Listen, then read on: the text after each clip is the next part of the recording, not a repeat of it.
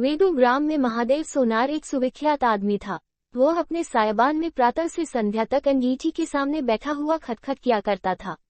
यह लगातार ध्वनि सुनने के लोग इतने अभ्यस्त हो गए थे कि जब किसी कारण से वह बंद हो जाती तो जान पड़ता था कोई चीज गायब हो गई। वह नित्य प्रति एक बार प्रातः काल अपने तोते का पिंजरा लिए कोई भजन गाता हुआ तालाब की ओर जाता था। उस धुंधले प्रकाश में उसका जर्जर शरीर, पोपला मुंह और झुकी हुई कमर देखकर किसी अपरिचित मनुष्य को उसके पिशाच होने का भ्रम हो सकता था। जो ही लोगों के कानों में आवाज आती, सद्गुरुदत्त शिवदत्त दाता, लोग समझ जाते कि भोर हो गई।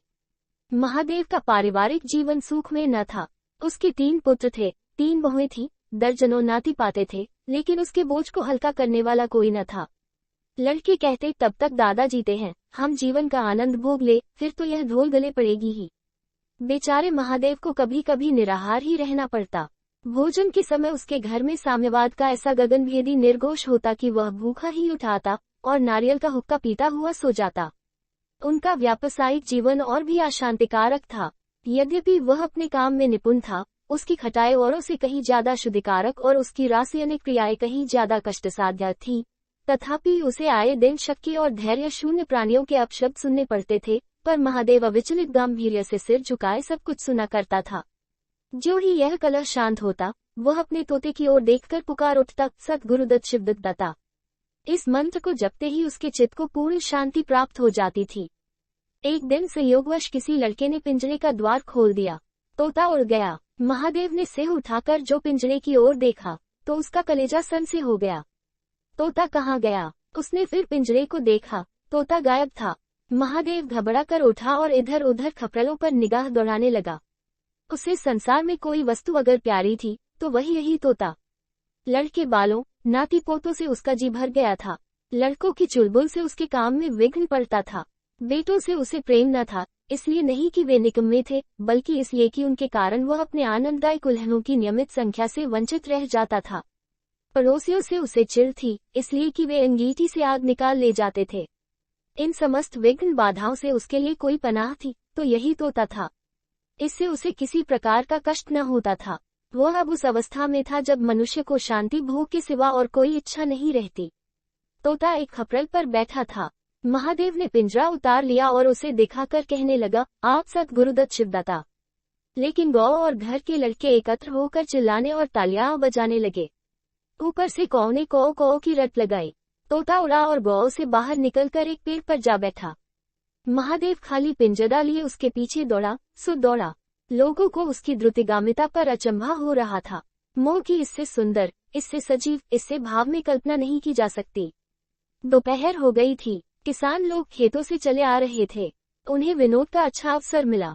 महादेव को चिढ़ाने में सभी को मजा आता था। किसी ने कंकड़ फेंके, किसी ने तालियां बजाईं। तोता फिर उड़ा और वहां से दूर आम के बाग में एक पेड़ की फुंगी पर जा बैठा। महादेव फिर खाली पिंजरा लिए मेढक की भांति उचकता चला। बाग में पहुंचा तो पैर के तलुओं से आग निकल रही थी, सिर चक्कर खा रहा था।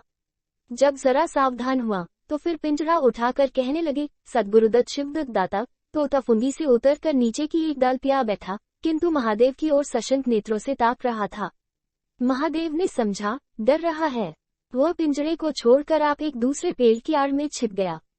तोते ने चारों ओर गौर से देखा, निश्चिंत हो गया, अतरा और आकर पिंजरे के ऊपर बैठ गया। महादेव का हृदय उछलने लगा। सद्गुरुदत्त शिवदत्त दाता का मंत्र जपता हुआ धीरे धीरे तोते के समीप आया और लपका कि तोते को पकड़ ले, किंतु तोता हाथ न आया। फिर पेड़ पर आ बैठा। शाम तक यही हाल रहा।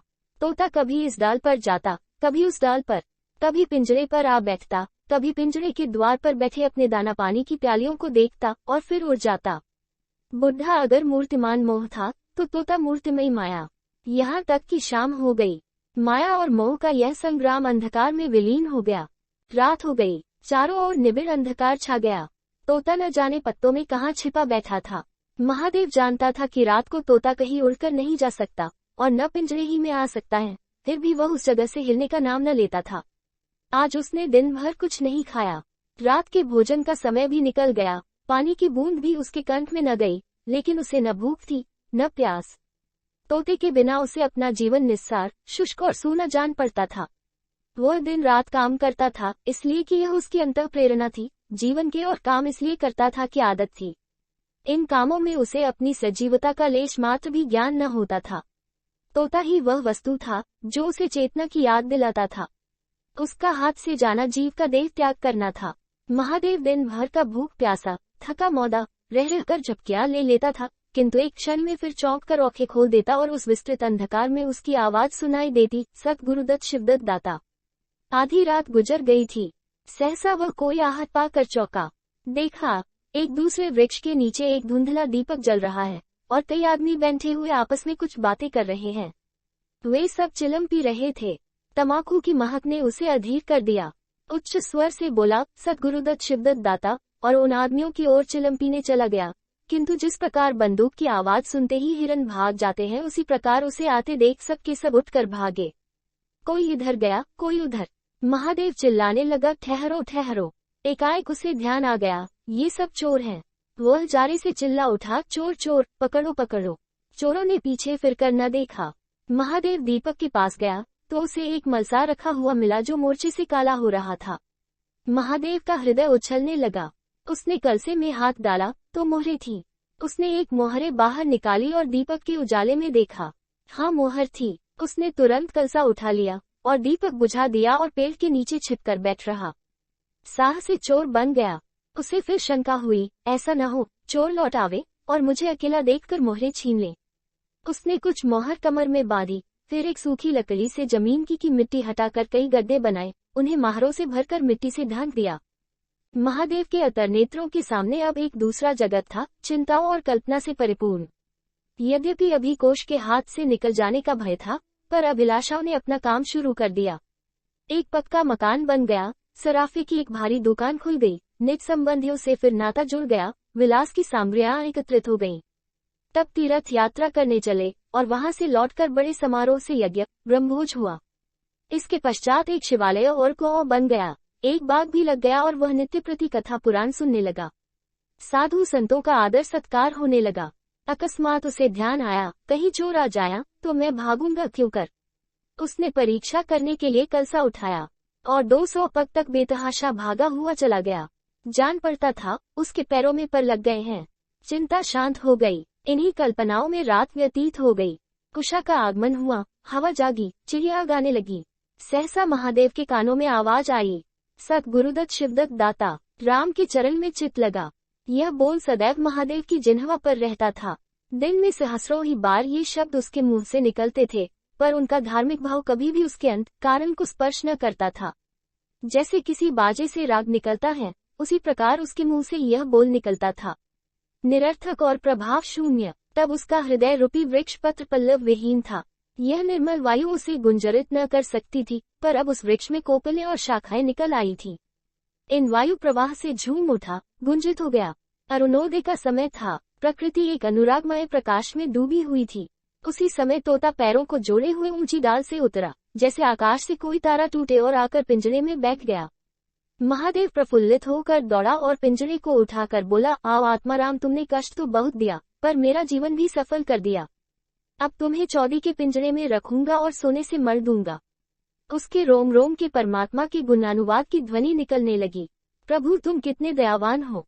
यह तुम्हारा असीम वात्सल्य है, नहीं तो मुझ पापी पतित प्राणी कब इस कृपा के योग्य था। इस पवित्र भावों से आत्मा विह्वल हो गई। वह अनुरक्त होकर कह उठा, सतगुरुदत्त शिवदत्त दाता। राम के चरण में चित लागा। उसने एक हाथ में पिंजरा लटकाया, बगल में कलसा दबाया और घर चला। महादेव घर पहुंचा तो अभी कुछ अंधेरा था। रास्ते में एक कुत्ते के सिवा और किसी से भेंट न हुई, और कुत्ते को मोहरों से विशेष प्रेम नहीं होता। उसने कलसे को एक नाद में छिपा दिया और कोयले से अच्छी तरह ढंककर अपनी कोठरी में रखाया। जब दिन निकल आया तो वह सीधे पुरोहित के घर पहुंचा। पुरोहित पूजा पर बैठे सोच रहे थे, कल ही मुकदमे की पेशी है और अभी तक हाथ में कौड़ी भी नहीं, यजमानों में कोई सौस भी लेता। इतने में महादेव ने पालागन की। पंडित जी ने मुंह फेर लिया। यह मंगलमूर्ति कहाँ से आ पहुंचे मालूम नहीं, दाना भी मयसर होगा या नहीं। रुष्ट होकर पूछा, क्या है जी, क्या कहते हो। जानते नहीं, हम इस समय पूजा पर रहते हैं। महादेव ने कहा, महाराज, आज मेरे यहाँ सत्यनारायण की कथा है। पुरोहित जी विस्मित हो गए। कानों पर विश्वास न हुआ। महादेव के घर कथा का होना उतनी ही असाधारण घटना थी जितनी अपने घर से किसी भिखारी के लिए भीख निकालना। पूछा, आज क्या है? महादेव बोला, कुछ नहीं, ऐसा इच्छा हुई कि आज भगवान की कथा सुन लूं। प्रभात ही से तैयारी होने लगी। वेदों के निकटवर्ती गांवों में सुपारी फिरी, तथा के उपरांत भोज का भी नेवता था। जो सुनता आश्चर्य करता, आज रेत में दूब कैसे जमी। संध्या समय जब सब लोग जमा हो और पंडित जी अपने सिंहासन पर विराजमान हुए, तो महादेव खड़ा होकर उच्च स्वर में बोला, भाइयों, मेरी सारी उम्र छल कपट में कट गई। मैंने न जाने कितने आदमियों को दगा दी, कितने खरे को खोटा किया, पर अब भगवान ने मुझ पर दया की है। वह मेरे मुंह की कालिक को मिटाना चाहते हैं। मैं आप सब भाइयों से ललकार कर कहता हूँ कि जिसका मेरे जिम्मे जो कुछ निकलता हो, जिसकी जमा मैंने मार ली हो, जिसके चोखे माल का खोटा कर दिया हो, वह आकर अपनी एक एक कौड़ी चुका ले। अगर कोई यहाँ न आ सका हो, तो आप लोग उससे जाकर कह दीजिए, कल से 1 महीने तक जब जी चाहे आए और अपना हिसाब चुकता कर ले। गवाही साखी का काम नहीं। सब लोग सन्नाटे में आ गए। कोई मार्मिक भाव से सिर हिलाकर बोला, हम कहते न थे। किसी ने अविश्वास से कहा, क्या खाकर भरेगा, हजारों को टोटल हो जाएगा। एक ठाकुर ने ठठोली की और जो लोग सुरधाम चले गए।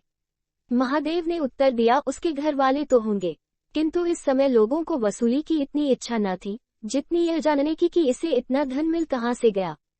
किसी को महादेव के पास आने का साहस न हुआ। देहात के आदमी थे, गले मुर्दे उखाड़ना क्या जाने। फिर प्रायः लोगों को याद भी न था कि उन्हें महादेव से क्या पाना है, और ऐसे पवित्र अवसर पर भूल चूक हो जाने का भय उनका मुंह बंद किए हुए था। सबसे बड़ी बात यह थी कि महादेव की साधुता ने उन्हें वशीभूत कर लिया था। अचानक पुरोहित जी बोले, तुम्हें याद है, मैंने एक कंठा बनाने के लिए सोना दिया था, तुमने कई माशितौर में उड़ा दिए थे। महादेव, हाँ याद है। आपका कितना नुकसान हुआ होगा? पुरोहित, 50 रुपए से कम न होगा। महादेव ने कमर से 2 मोहरें निकाली और पुरोहित जी के सामने रख दी।